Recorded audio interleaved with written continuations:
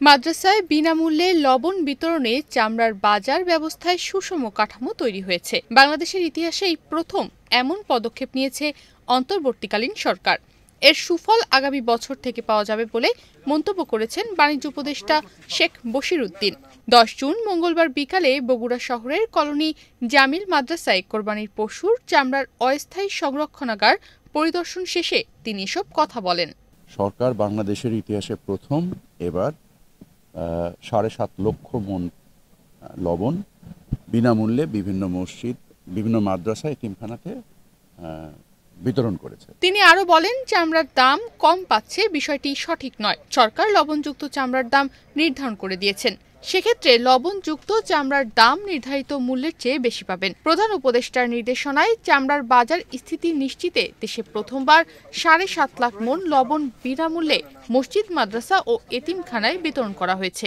অন্তর্বর্তী সরকারের অভিজ্ঞতা কাজে লাগিয়ে নির্বাচিত সরকার মাদ্রাসা ও এতিমখানার হক আদায়ে আরো বেশি উৎসাহিত হবেন। এখনো আমার কাজ না, ম্যাজিক আমার লক্ষ্যও না।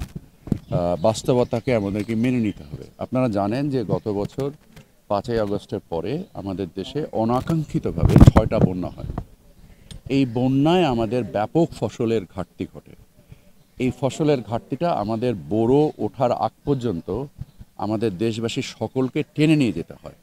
আপনার এই বক্তব্য সম্ভবত পরিপূর্ণভাবে সঠিক নয় যে চালের মূল্য কমছে না। সিন্ডিকেট কথাটাকে আমরা যেভাবে বোঝার চেষ্টা করি, এটা একটা অতি সরলীকরণকৃত একটা বক্তব্য। আমি সাতক্ষীরায় গিয়েছি, আমি যশোরে গিয়েছি, আমি নাটোরে গিয়েছি, আমি এখন বগুড়াতে আছি, আমি কিছুক্ষণ পর জয়পুরহাট যাব।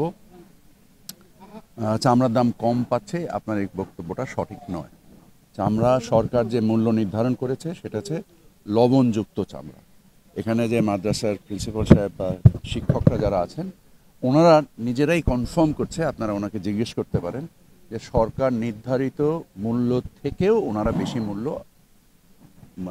আশা করছেন এবং ওনাদের সেই আস্থা আছেন যে ওনারা এটা পাবেন। আপনার এই তথ্যের ভিত্তি কোথায় আমি ঠিক নিজে জানি না। আপনি যদি লবণবিহীন চামড়ার কথা বলে থাকেন এবং যদি আদা পচা চামড়ার কথা বলে থাকেন, তাহলে সেটার সাথে তো এটা তুলনীয় না। সরকার তো সেই ব্যাপারে কোনো আদা পচা চামড়ার মূল্য নির্ধারণ করেনি। সেটা বাজার হিসেবে যেটা মনে করছে, যেটা উপযুক্ত মূল্য, সেই মূল্যে তারা লেনদেন করছে।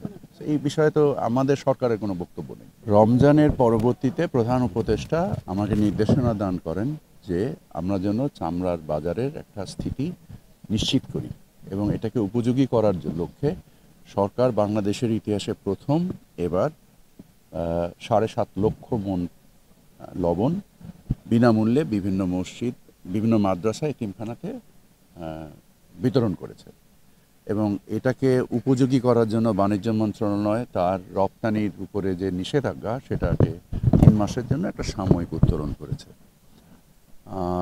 এছাড়া আপনি যে প্রসঙ্গটার অবতরণ করলেন, এই বিষয়টার আমি যতগুলো এলাকায় গিয়েছি সকল এলাকায় দেখেছি যে ব্যবসায়ীরা যারা ব্যবসায়ী তাদের সাথে একটা লেনদেনের ঘাটতি রয়েছে। এইটা হচ্ছে ব্যবসায়ী টু ব্যবসায়ী একটা সম্পর্কের বিষয়। এখানে তো সরকার সরাসরি হস্তক্ষেপ করতে পারে না। সরকার যদি করতে পারেন, যারা আপনি টাকা পাবেন একজনের কাছে, আপনি তার নামে মামলা করেন, তখন সরকার এটা ব্যবস্থা নিতে পারে। আপনি যতক্ষণ পর্যন্ত মামলা না করছেন ততক্ষণ পর্যন্ত তো আমি তো সন্ত্রাসীর ভূমিকা পালন করতে পারি না, যে আমি যে একজন লোককে জোর করে বলবো যে আপনি তার টাকা দিচ্ছেন না কেন। আপনি যখন জিনিসটাকে কাঠামোগতভাবে এটার ভিত্তি দান করবেন, তখন সরকার কাঠামোগতভাবে জিনিসটার ব্যবস্থা নেবে। নিউজ ডেস্ক, বাংলাদেশ প্রতিদিন।